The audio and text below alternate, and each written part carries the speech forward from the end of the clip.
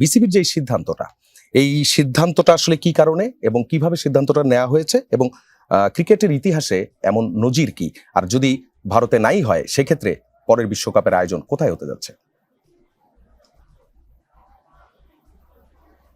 সাফা, এর আগে এই ধরনের ঘটনা ঘটেছে। ভারত পাকিস্তানের সবচেয়ে বড় উদাহরণ আমরা দেখেছি বেশ কয়েকবার।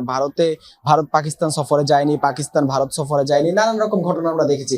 তবে বাংলাদেশের জন্য এটাই কিন্তু প্রথম, এবং যেমনটা আপনি বলছিলেন রাজনৈতিক ইস্যুতেই কিন্তু ভারতের বেশ কয়েকটি উগ্র গোষ্ঠী যারা বেশ কয়েকবার কলকাতাকে থ্রেট দিয়েছে যে মুস্তাফিজকে যাতে ছেড়ে দেয়, নইলে তারা নানান রকম হামলার হুমকি দিয়েছিলেন। সেই জায়গা থেকে বিসিসিআই হুট করে কিন্তু মুস্তাফিজকে আইপিএল থেকে সরিয়ে দেওয়ার নির্দেশ দেয়, এবং পরবর্তীতে তারা বিসিবিকে কোনো রকম কোনো ইনফরমেশন না দিয়ে, কোনো রকম বার্তা না দিয়ে কিন্তু মুস্তাফিজকে আইপিএল থেকে সরিয়ে দেয় বিসিবি। যার প্রেক্ষিতে আসলে একটা প্রশ্ন ওঠে যে একজনের নিরাপত্তা যদি ভারত না দিতে পারে, তাহলে 15 জন ক্রিকেটার সহকারে স্টাফ ম্যানেজমেন্ট যারা যাবে ভারতে বিশ্বকাপ খেলতে, তাদের নিরাপত্তা কিভাবে দিবে? যে কারণে আইসিসির কাছে আজকে একটি জরুরি বৈঠকের পর বিসিবি থেকে আবেদন করা হয় যে ম্যাচগুলো ভারতে হওয়ার কথা, সেই ম্যাচগুলো যাতে ভারত থেকে সরিয়ে শ্রীলঙ্কায় খেলানো হয়।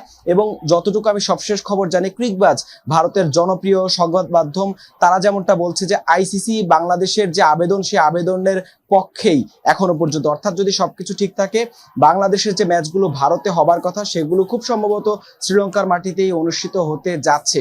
এবং এই যে একটা অবস্থা, দুই দেশের রাজনৈতিক অবস্থার কারণে কিন্তু আজকে এই একটা জায়গায় এখন বিষয় হচ্ছে আইসিসি থেকেও নিশ্চয়ই চাইবে বাংলাদেশ ভারতের যে অবস্থান, সেই জায়গা থেকে নিশ্চয়ই এই টুর্নামেন্টে কোনোভাবে যাতে প্রভাব না পড়ে। অন্যান্য দলগুলো আছে, সেজন্য তারা চাইবে টুর্নামেন্টটা যাতে ভালোভাবে সফলভাবে শেষ করা যায়। সেই জায়গা থেকে আসলে তারা হয়তো বাংলাদেশের যে আবেদন সেটি মেনে নেবে, নয়তো বাংলাদেশ কিন্তু তাদের যে সিদ্ধান্ত ছিল যদি তারা ভারতের মাটিতেই খেলতে হয় তাহলে কিন্তু তারা বিশ্বকাপে যাবে না, সেই সিদ্ধান্তে তারা অনড় থাকবে। সেই জায়গা থেকে আইসিসি খুব সম্ভবত বাংলাদেশের ম্যাচগুলো শ্রীলঙ্কায় শিফট করাবে।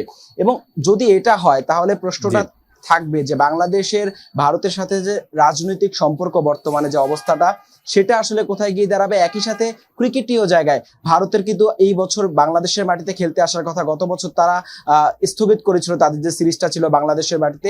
এই বছর তারা আসবে কিনা সেটাও একটা বড় প্রশ্ন। এবং বাংলাদেশ ভারতের যে দ্বিপাক্ষিক সিরিজ ভবিষ্যতে, সেটা আদতে কোথায় গিয়ে দাঁড়াবে সেই সম্পর্কটা, সেটা কিন্তু একটা প্রশ্ন থাকবে।